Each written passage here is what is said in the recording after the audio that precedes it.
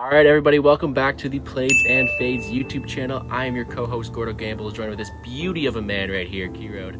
I just gotta say, what a week to start this YouTube channel on, man. We have an absolute beauty of a card on Saturday. Yeah. Conor McGregor, Poirier 3, the fight of the year, and the biggest question, man, is what form of Conor McGregor are we getting this weekend? You start us off. What do you got for us?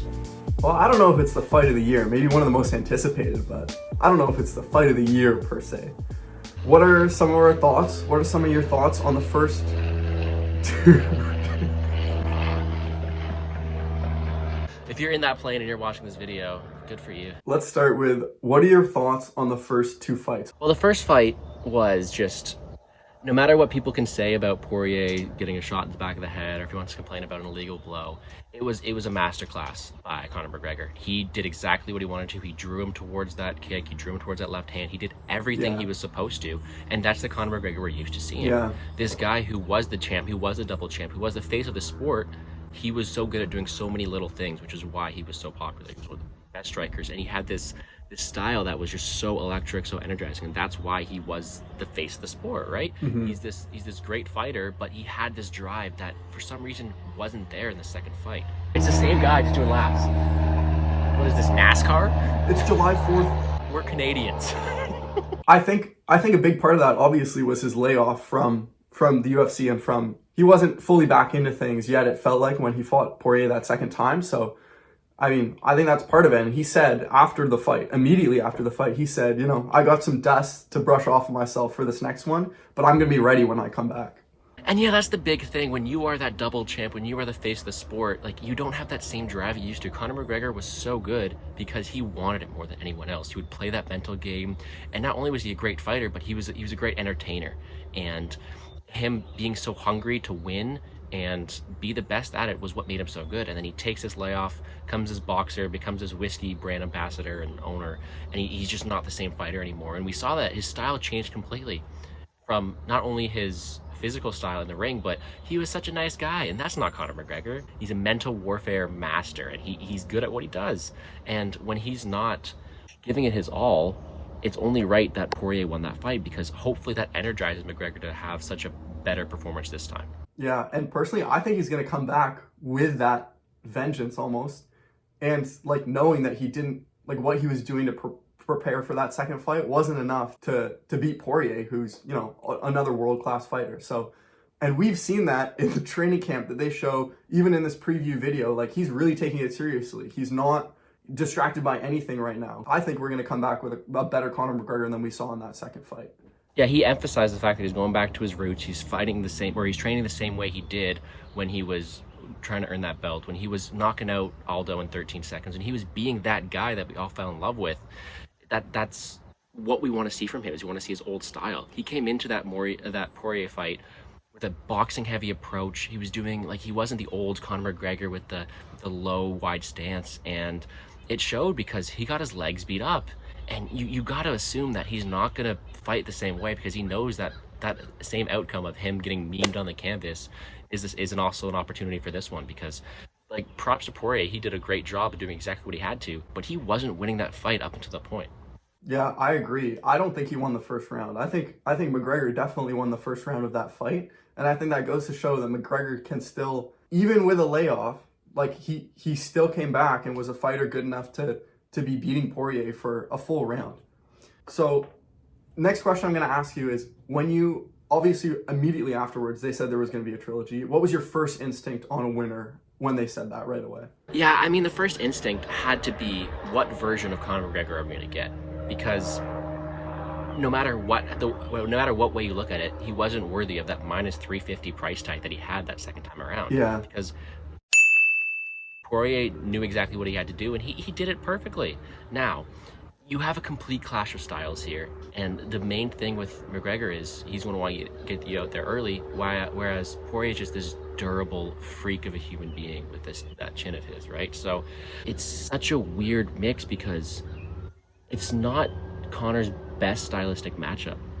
And that's what I was looking at. I looked at all their previous fights, looked at all this stuff. So on paper, I had to pick McGregor just off his legacy, but it's hard to tell until we see how he looks like this week.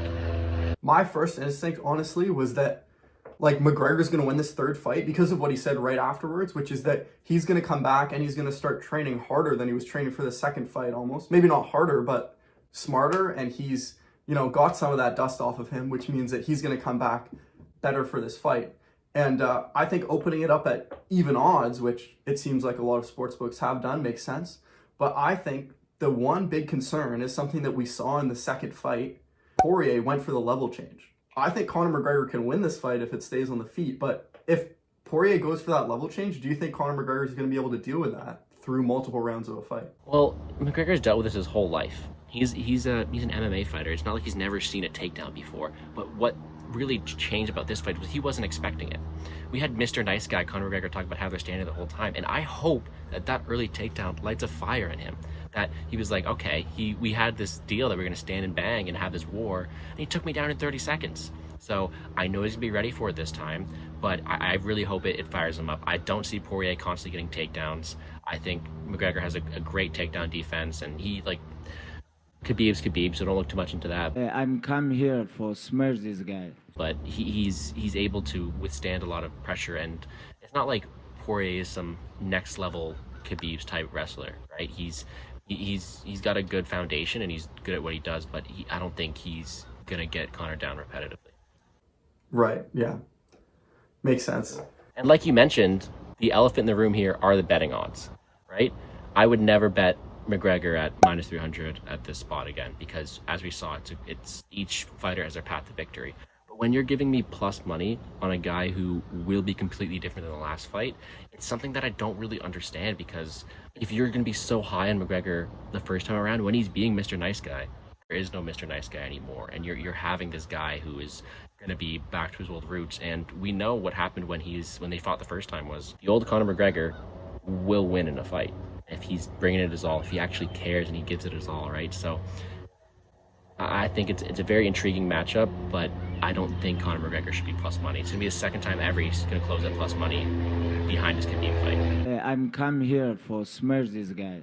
Yeah. Well, that's the first question. Do you see value on the straight bet, the outright winner here on McGregor then? I think you have to look at it, because if you were going to lay down the minus 350 last time out, you can't not do it on a different version of him, because Conor's not going to be Mr. Nice Guy anymore. Like I said, he's going to be out here to win. He's gone back to his old style, and he's going to make all the adjustments necessary to beat Dustin Poirier in this matchup. Will I be laying a max bet? No, because you never know what's going to happen. No matter how much we want to emphasize that Conor McGregor is changing his style, Poirier can be as well. Poirier is a great fighter. I'm not taking anything away from him, but McGregor is one of the best strikers we've seen in the UFC, and he's so smart at what he does. And I think that if he was able to piece up Poirier the way he did the second fight, but the way that old McGregor does, he'll be able to put a stop to this.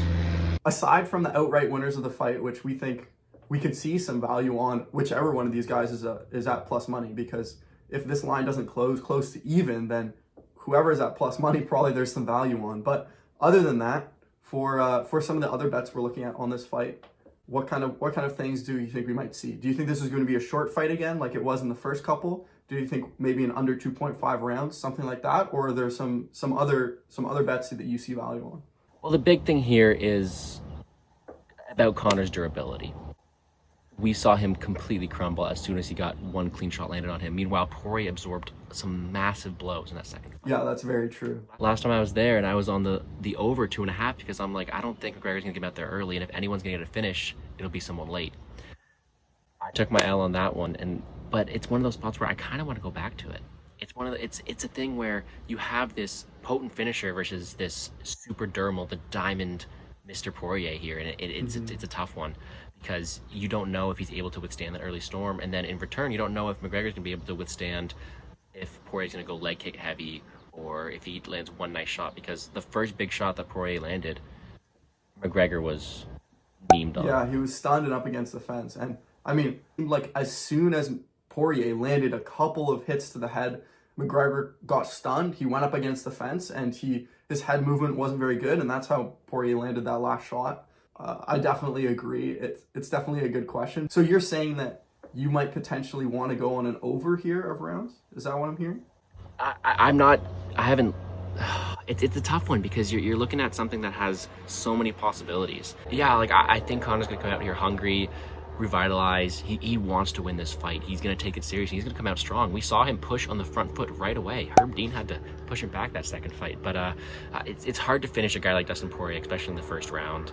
There's so many question marks around Conor's durability, even though I don't see him being knocked out as early or even at all this fight because of how serious he's taking it. It's so hard to finish a guy like Dustin Poirier, which is why I'm intrigued in the over. But in such a super fight like this with two very potent finishers, you gotta be careful of it. And we've seen throughout his career that he doesn't really have an issue knocking people out, even when they have that reputation of being durable or not being knocked out very easily. He came in under 2 minutes and took him out in the first fight. So yeah, even with that durability, there's still always that chance that he's gonna finish it early. Yeah, well, the big thing here, no matter how many times we can say it, is what version of Conor McGregor are we getting? Yeah. The old Conor McGregor will push forward, and I think the same Conor McGregor we're going to get this weekend will push forward.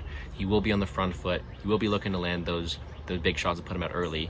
It's just, can he take some back, or will he adjust a game plan to takedowns, leg kicks, or anything Poirier throws his way?